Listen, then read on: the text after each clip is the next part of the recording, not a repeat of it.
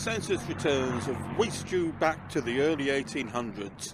Baptisms and burials have carried you through the Stuart and Tudor times, and with a few helpful wills on the way, there you are at the start of the 16th century, and boom. Suddenly there are no parish registers. The wills are few and far between, and you feel as if you've come off the motorway and you've been abandoned on country lanes without signposts. How are you going to get any further? Building an audio library for the genealogists with too much time on their hands.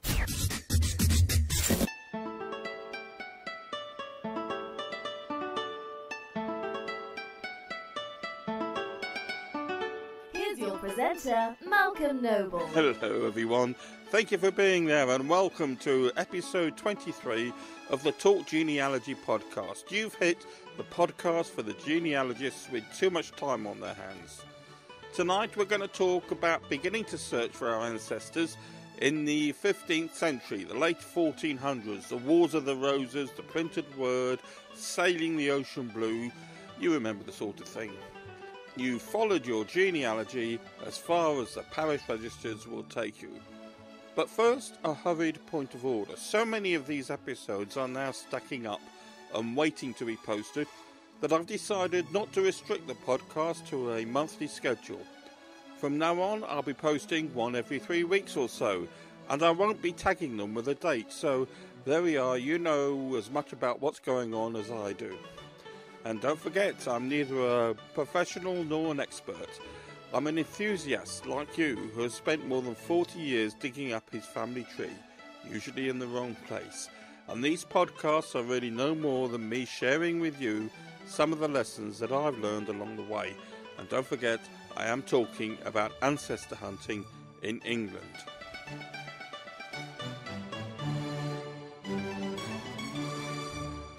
Now, a few moments ago, I painted a picture of the genealogists feeling abandoned and just a little clueless when parish registers and census returns are no longer there to help them.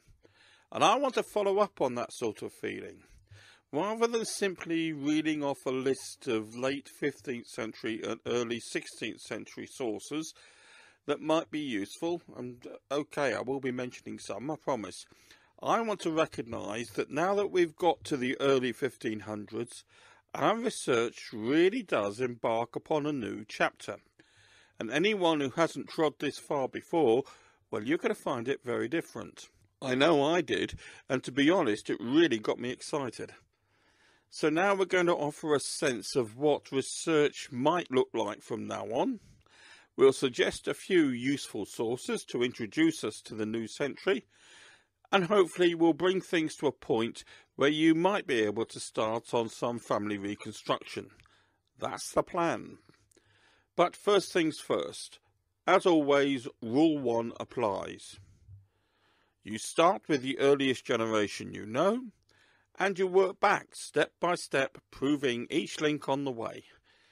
You need to rely on evidence, not supposition, and where the evidence is circumstantial, you must accept that it may be wrong and should not be relied upon. Researching a family tree is fun, but we don't want to end up researching someone else's family tree because we've been in too much of a hurry, do we? Remember, this talk is for the genealogists with too much time on their hands. And here is where we need to mention realistic expectations. Now, I'm not going to say, as many wise people do, that you're unlikely to prove generations going back before parish registers. I'm sure you'll be able to, but it will take years, a very long time, much hard work, much shaking of the head, and many times you'll want to close up your notebooks and put them in the bottom of the wardrobe and shut the whole thing down. Now, my job tonight is to steer you away from that mood, and to that end I will be using one or two cases from my own research as examples tonight. I want to show you that the things they talk about in the books on genealogy really do happen in real life. Now, I don't usually make a great deal about my own work, so I hope that you'll forgive me just on this one occasion. Hey, the Talk Genealogy Podcast got a mention in this month's issue of Who Do You Think You Are magazine. I'd like to thank the magazine and any listeners who brought the podcast to their attention. And I'd like to welcome any new listeners along. Do you know, they didn't even call me grumpy.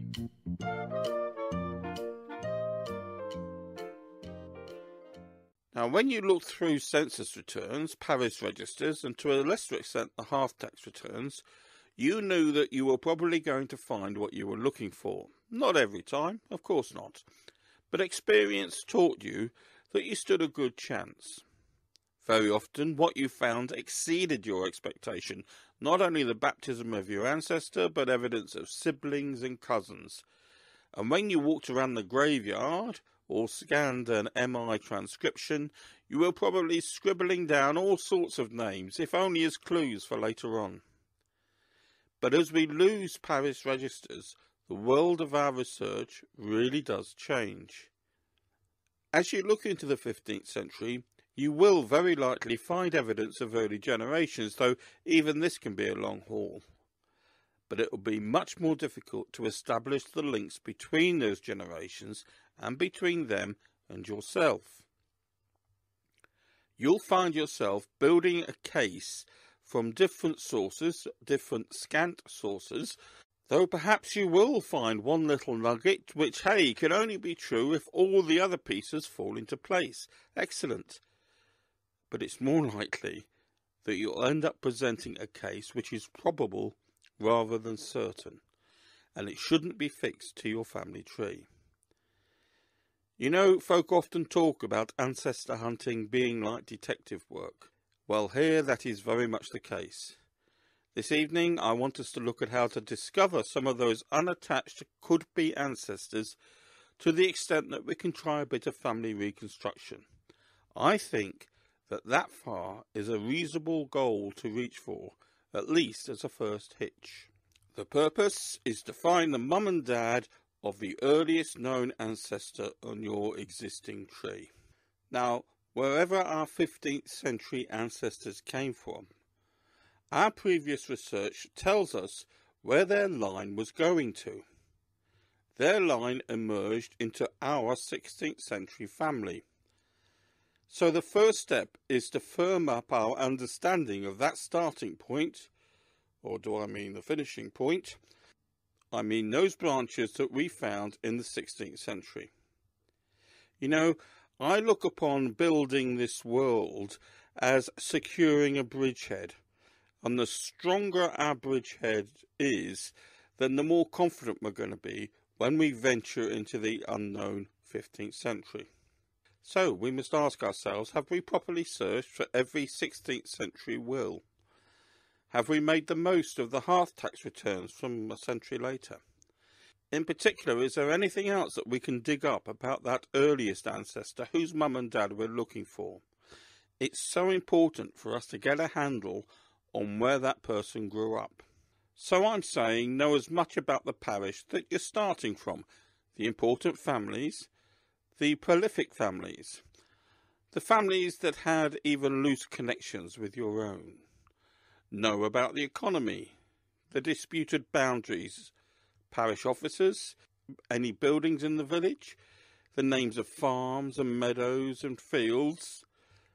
The more you revisit these details, going over them, the more likely they will spark off a new idea to research, so often a new question to ask. I found that wills and land disputes are the most productive of these sources. They often indicate, or at least hint at, where our ancestor came from. Now, in the previous paragraph, I've really been speaking about going over the work that you've already done, and I want to pursue that just a little further and encourage you to look at the research which has already been done by others. Now, it's worth doing this thoroughly because it will save an enormous amount of time if you're successful. Look at Herald's Visitations, parish histories, and if you're really lucky, printed family histories and ecclesiastical histories. Of course, this comes with all the usual warnings about using other people's research. But let's take a look. Please, let me take you through one line that I'm researching at the moment. Now, you know how it is? A branch that I've paid little attention to because the others were more promising. I was going to say the other lines were more interesting, but I always feel that I'm wrong to say that. A branch of the family is only plain and uninteresting because I've not found out enough about them. I have a burial and a will, which accounts for the lands that he held in another parish, obviously towards the end of his life. Interestingly, the will acknowledges his debts and the names of his creditors, and I'm sure that some of those creditors did not live in his current village, so he had connections with other parishes. More work to do there. Also, I have a court case, a dispute about land between him and a lady who I think is his widowed sister-in-law. This is about land that he would have held, although it may have been disputed, when he was, well, I don't know how old he was, but clearly a relatively young landowner.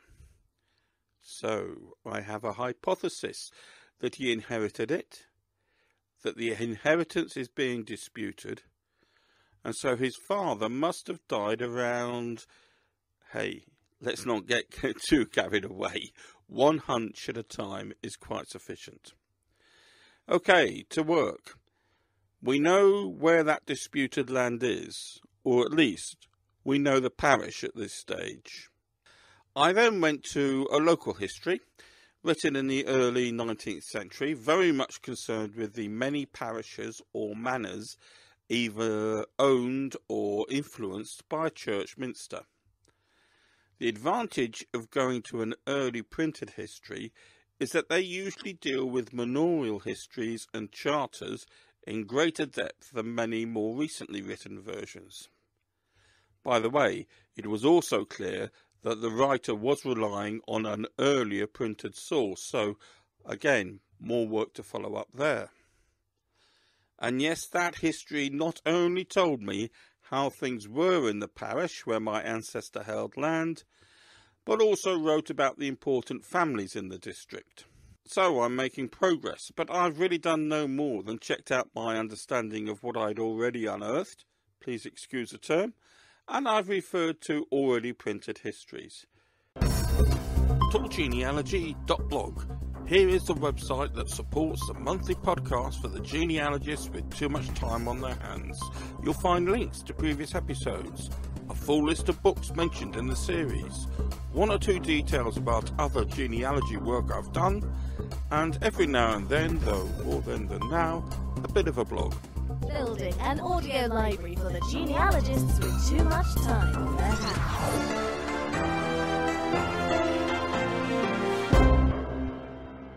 Now, don't forget, I'm not talking about researching deep into medieval times. I'm trying to set us up for our first foray beyond Parish Registers. I've said, check our detailed understanding of the generation that we know about and their parish, and check on the already published research into earlier times. Step 1. Now we're talking about the middle and late 15th century, Richard III, God bless him. And I think it's a good idea to refresh our knowledge of 4 important websites. The Discovery Portal of TNA, the National Archives. Obviously, I'm talking about the UK here. British History Online. The Foundation for Medieval Genealogy. And Medieval Genealogy Online. Now, I know there are many other good and valuable websites, but these are the 4 that I found to be really the essential ones. Now, when we look through, we may pick up something relevant straight away. Hey, that would be nice, wouldn't it? But the main purpose is to find our way around, have a good look at the different sort of things they offer, so that we can relate their resources to any of our searching that we might be doing. I found this to be especially useful in the past with British History Online. Stay focused. It's the middle and the second half of the 15th century. We're not doing deep medieval yet. Next, as preparation, I recommend that we look again at a book I've mentioned in previous podcasts. It's downloadable from archive.org, so no charge, and it's certainly worth spending an evening with. Pedigrees from the Plea Rolls by Watersley. The book covers a selection from 1200 to 1500. You may remember Watersley was writing a local history of Staffordshire in England when he realised that many of the pedigrees he was coming across in plea rolls would be useful to genealogists more broadly. Well done him. It's over 500 pages long, so go on, check the index for any names of interest. Don't rely on the search facility, not for these old fonts. And enjoy just going through the book for an evening or two, or perhaps a week. But the purpose I really want to steer us towards is gaining a familiarity with the sort of things that we're likely to find when we look at rolls of common pleas. The language and the form, so to speak. Common plea rolls are rolls of membranes in the National Archive on which are recorded civil disputes not involving the king. I'm sorry if that's a bit complicated, but I've tried to trim it down as much as I could. The first thing you'll notice is the use of regnal years. Now, don't get hung up on these. You'll soon get used to working out the year of the reign of each king, and pretty soon you won't even translate them. You'll just know the period that they're talking about. Regnal years run from the date of the monarch's accession, by the way, not from the start of the calendar year. And the monarchs which we're likely to come across are Edward IV, 1461, and Henry VII, 1485. There was an Edward and a Richard in between them, but they didn't reign for long. So having woken up and found that Parish Registers are no longer there to help us, we've taken 4 preparatory steps to looking for ancestors in the second half of the 15th century. We've reviewed our recent research and tightened it up. We've checked out published research of that time and place. We've gained familiarity with 4 important websites. And we're comfy with the sort of things that we're going to read in plea rolls. And as far as our skill set is concerned, we can now work fluently with regnal years. Hey, this is good stuff, you know. Turning to some sources now, please keep in mind we're looking for your next ancestor, the one before the start of the Parish Registers. Please retain that focus, concentrate on that date range and guard against being lured into searching records outside of the period because they're so interesting. Yes, they are, and no doubt you can put aside a couple of evenings for browsing through them, but a search is a search, so keep your mind on the job in hand. I'm going to offer a few thoughts on 4 sources, but the truth is there is no set pathway. People say that fundamentally you follow the people or you follow the land, i.e. the history of land tenure, but in actual fact, you know, you do a bit of both. Here's some earlier episodes of the podcast. Episode 15. Let's talk of graves, of worms, of epitaphs. Episode 13 was about the hearth tax. Episode 12, and it was Shakespeare, for example. Episode 9 discussed the medieval pipe rolls. Go to episode 7 for the companions of William the Conqueror. Episode 2, the Herald's Visitations, and our very first episode looked at working with Tudor wills. Building an audio library for the genealogists with too much time on their hands. Using the 4 websites that I've mentioned, search for the records of legal disputes relating to the years and localities in which you're interested. Yes, you can search by surname, but you will eventually want to look at what else is going on at the time and place, so searching by locality immediately offers an overview. A search by surname does become important when we're looking for disputes involving your ancestor away from home, an important and frequently successful search strategy. Don't forget the printed indexes produced by record societies around the country. Some of these may be quite old by now, but they can still help. Now, talking to my English listeners, compare what I'm going to say about feet of fines and the modern day land registration and stamp duty. the similarities are very clear to us. When I say fines, I mean final position of the court. I don't mean a financial penalty, although there will have been some costs.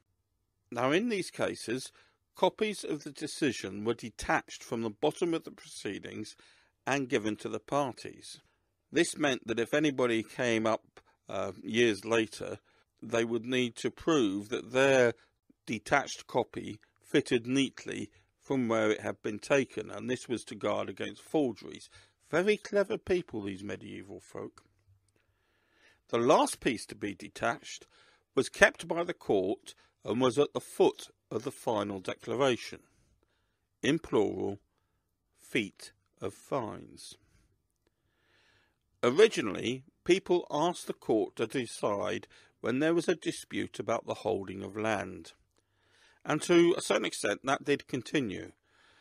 But people soon realised that this was a very good way of gaining official recognition of land transaction and getting it recorded. So they would ask the court to settle some phony dispute between them, and eventually they would go to court and present no differences between them. Although feet of fines do continue into Tudor times, their popularity had declined by the second half of the 15th century, the period that concerns us, but they are still worth looking at. There is a very good article online, A Short Introduction to Feet of Fines by Chris Phillips, and I will post a link on the show notes. Phillips offered us a wonderful note attached to what he calls a sad little package of fragments, labelled Remains of Fines of Lincoln Eaten by Rats. When we speak of inquisitions post-mortem, we are not talking about medical autopsies.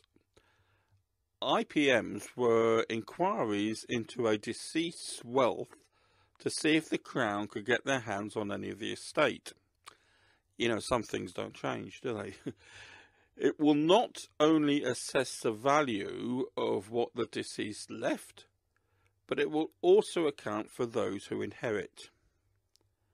You need to go in search of these. They're not all in one place.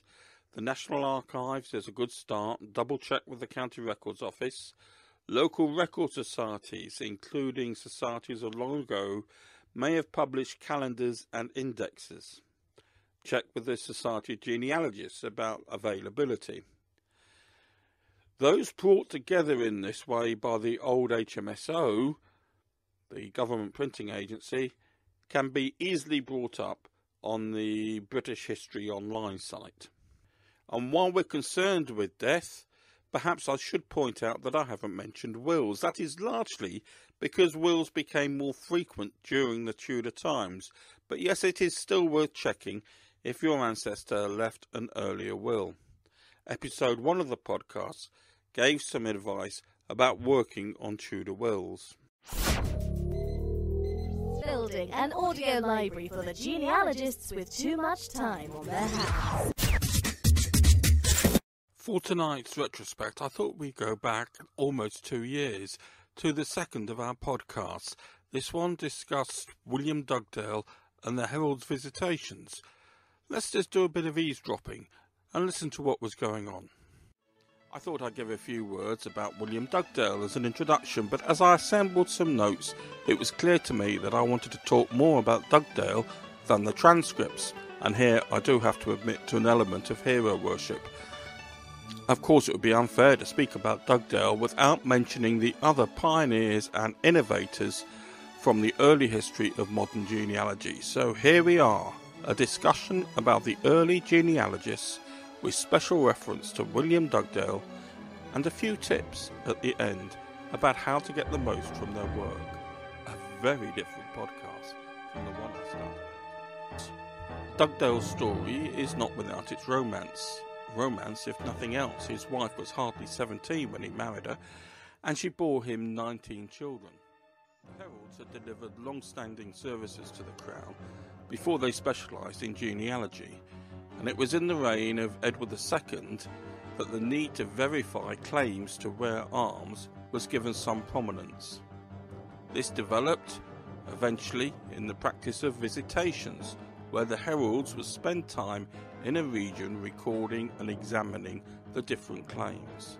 Initially, this was done by visiting families in their homes. And that episode is still available if you go to the episode page of the website talkgenealogy.blog. Apart from death, there is another certainty of life, and that is, of course, taxation. Now, for much of the period that interests us, tax returns noted the amounts due from each town rather than the individual taxpayers. However, there is the Great Subsidy of 1523, and this did list individual taxpayers. It's available through the National Archives, and those records may indicate where our missing ancestors were living. And they may be a good pointer to the identity of the next grandfather in our family tree. Now, I'm recommending this for two reasons. Firstly, and most importantly, it does fit very nicely into the period just before Parish Registers got going. So it's a nice leaping off point. And secondly, so many counties have been transcribed, so it saves us the hassle of trying to read the old handwriting. And I want to emphasise this because when I was looking into the background of tonight's talk, I was surprised by how many counties have actually had their transcriptions of the 1523 subsidy published. It really is an excellent source for us to use as a departure point. Now, I always used to get despondent when I checked the well-known sources and found nothing, and ended up scratching around in the less likely sources. Now, if I'm in no hurry, and let's not forget this is the podcast for genealogists with too much time on their hands, I like to check out those less likely sources first, knowing that I still have the more promising ones to come. That's not really advice, it's just a sharing with you a personal way of doing things. So, I am looking for lists of names. I want to know about anything that happened in the district during the span of 2 generations that might have produced a list of names. Unfortunately, in this particular research, we can't go back to the role of the Battle of Agincourt, which is such a shame really, because it's a fascinating list. But you know the sort of things I'm talking about. Did anyone refuse to take an oath, rebel against a church, subscribe to the rebuilding of a church? Do any religious houses have lists of benefactors? So on and so forth. What was going on that might have caused our ancestor to leave his footprint? Now, working from these sources and other resources presented by the websites, you may come up with sufficient names to have a crack at some form, very tentative, of family reconstruction. The purpose here is to clarify our thinking of which branches of the 15th century family were living where and when, and their likely ages, at least within the span of a generation. Now, I doubt if this will immediately disclose the mum and dad of our earliest known ancestors, but it will take a step forward. A couple of examples from my own experience. I have a couple marrying within the first years of a parish register. I have no ages or names of the parents, although I can work out the span of the wife's reproductive years, and that helps. Eventually, and believe me, this is not straight away, I did manage to find a will bearing the same surname in the same village 40 years before. So the testator was old, some 40 years before my couple got married. It was, thankfully, a very detailed will, and enabled me to draw a family tree of 3 generations, incomplete of course. So there was a missing generation between this family and my couple, even if they were related. I learned 3 important clues from this reconstruction. Firstly, the family was of the yeoman class. That helps me assess the likelihood of links with others and suggests a focus on property research. What happened to that farmland over the next 40 years, for example? Secondly, there was a marriage on my reconstructed tree that links the two surnames of my couple, so it could be that the families were already close. Could my couple have been cousins of some degree? Thirdly, one of the siblings on the reconstructed tree witnessed a will of one of my ancestors on another branch of my known tree, so there's more to explore there. Now, the important thing about this reconstruction is not the answers that it produced. It solved no puzzles, but the options for further research. And those options are like oxygen in any research project. We must not let ourselves run out of them. Let me share another example. I will keep it brief. I have an ancestor called William. No parents identified. I don't know his age or place of birth. Many other genealogists and one professionally published history book identifies him as the same William some 30 miles away, a benefactor. Now, let me say there is some quite strong circumstantial evidence to support that, especially surrounding his death. But I've never been happy with it. The class was wrong. One was a yeoman, the other was a gentleman. Yes, the terms were merging at this time, but the individuals were quite pedantic. Also, the supposed family tree could just about be squeezed and stretched to fit in with the findings of a herald's visitation, but it didn't look at all comfy. So I embarked on a lengthy project of family reconstruction, a family of standing stretched over 3 counties. I eventually found 3 Williams mentioned, who could have been the same one or perhaps 2 individuals. The trouble was that there was no easy way to attach my William to their family tree. He was just there, the right age, the right time, the right place, but no documented link. I had my William's will. And then I found the will of another William of the same age, dying at a similar time in a different county. There were 2 Williams who could be confused, but they could not be the same man. Each man left his own will. Unfortunately, that doesn't take my family tree forward, but at least I'm on the right track now. Well, probably. You know, I hope that tonight's podcast has offered some encouragement and you won't get down in the dumps when you run out of those parish registers. I've tried to avoid mentioning that you'll need to brush up on your Latin skills and you'll need to practice reading old handwriting if you're going to make the most of the records during this period. But both those skills will develop as you use them, so don't worry. But I guess the main message has been that our research needs to be more thorough, and we need to understand that it's likely to produce less and more slowly. But as we get deeper into medieval genealogy, I'm sure that you'll find it fascinating. I tell you, I love it. As you learn more and you step into those medieval settlements where your ancestors probably lived. But perhaps, you know, it's going to get no better than that. Perhaps that's as far as we'll ever be able to say. So thank you for listening to episode 23 of the Talk Genealogy Podcast. The podcast for the genealogist with too much time on their hands.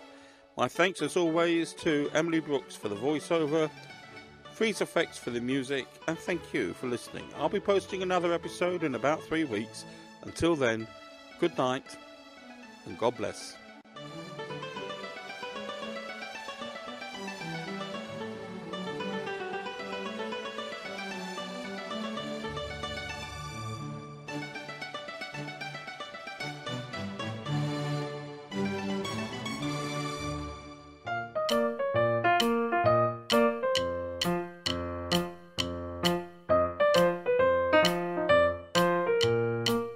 Any questions or comments? Any ideas or suggestions? You can contact the podcast through the website talkgenealogy.blog or through the Facebook page, and there's Twitter, of course. On social media, just search for Talk Genealogy.